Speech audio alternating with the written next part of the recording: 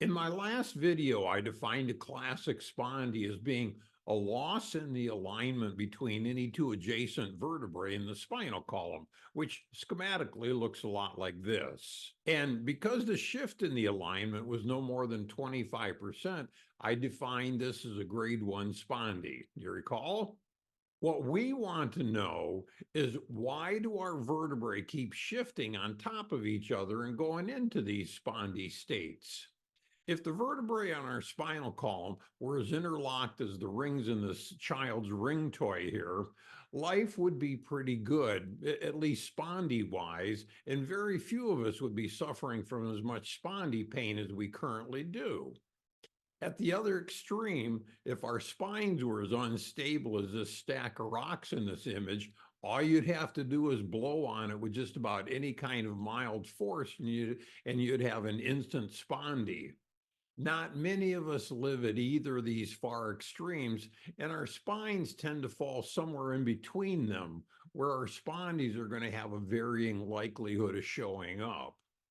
The further to the left you are, the more you can withstand just about any kind of trauma that comes your way. And the further to the right you are, the more your spondy is easily going to slip into a spondy state with very little prompting.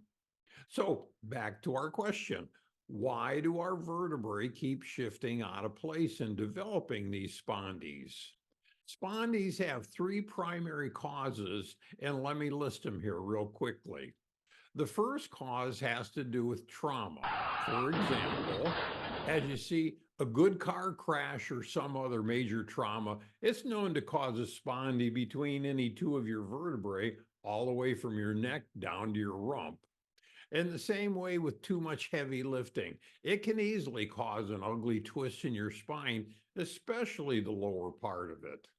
Now, there's no limit to the number of ways that you can get broken up by some unexpected trauma. So it doesn't make sense to give you a long list of all the different possible ways that you can get a trauma. I think you get the idea.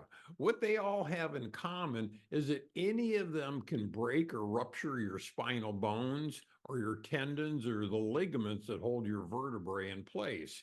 And if they're severe enough, you may actually need surgery to repair these spinal parts and hopefully restore the structure of your spine. Now, I don't want to plague you with too much medical terminology, but maybe just a little bit. If you ever see a term like this called spondylolysis, the lysis part in this world, it lets you know that there's been a breakage in one of your spinal bones. Most likely, it's the one called the pars, which is short for something called pars interarticularis. And that can easily lead to a spondy. So, to summarize, as horrible as these spinal traumas sound, it turns out that they only account for about 5% of the spondies that you get. And I'm guessing that most people with such accident-caused traumas, they already have a pretty good sense that there's been something that's broken somewhere in their system. And I'm also pretty sure that they know where it comes from. But then again, if you're not sure if you have a broken bone that may be destabilizing your spine, get an x-ray or an MRI so that you can rule out this traumatic source of spondies.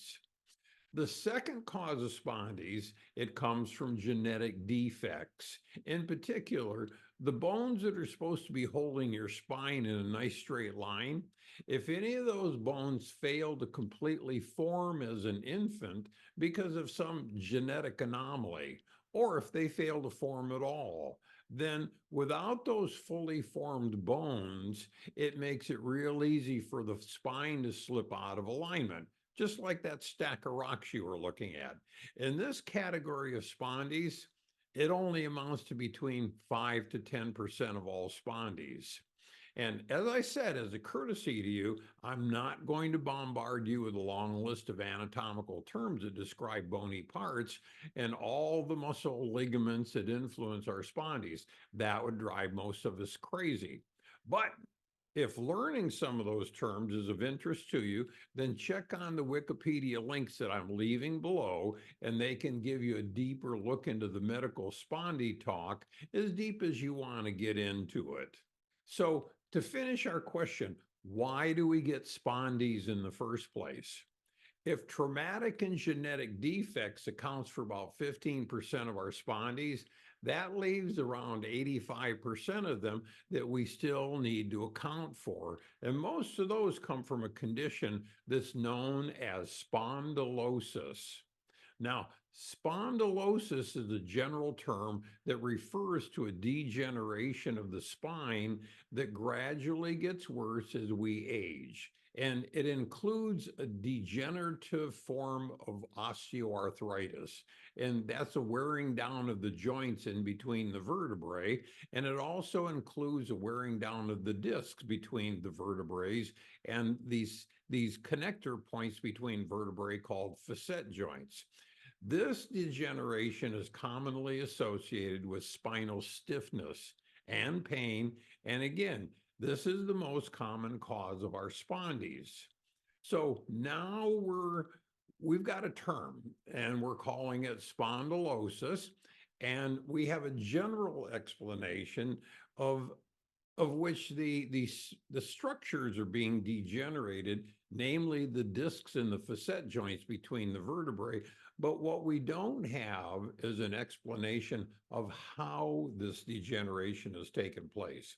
To address that, let's consider two extremes in our spinal stability, along with the data that we saw in our last video from the World Health Organization. That is the part that asserts that people over 50 years old, they can be up to 7 times more likely to get a spondy than a 20-year-old. And we're going to ask the same question, but in a slightly different way. What could possibly be pushing or pulling or basically influencing our vertebrae so that it shifts into a spondy state? The answer, in a word, it's your muscles. Are you surprised? If you're in body work, we have a little axiom that goes like this. Except in rare times, like in the traumatic events that we saw, bones do not move the muscles. Muscles move the bones. And the muscles don't move your bones just because they don't have anything else to do. There's always an underlying reason why the muscles move the bones. In the second part of this video on spondylosis, you're going to learn which muscles are pulling our vertebrae out of place, and you're going to learn why they're doing it. So I encourage you to stay with me as we develop a strong foundation for you to become your own best source of information for managing your spondies. If you've not yet subscribed to this video series yet, please do, and give me a like. It'll help me get a good solid start to this program. And for now, thanks for tuning in. I'm Dr. Wayne Beard, and I'll see you again real soon.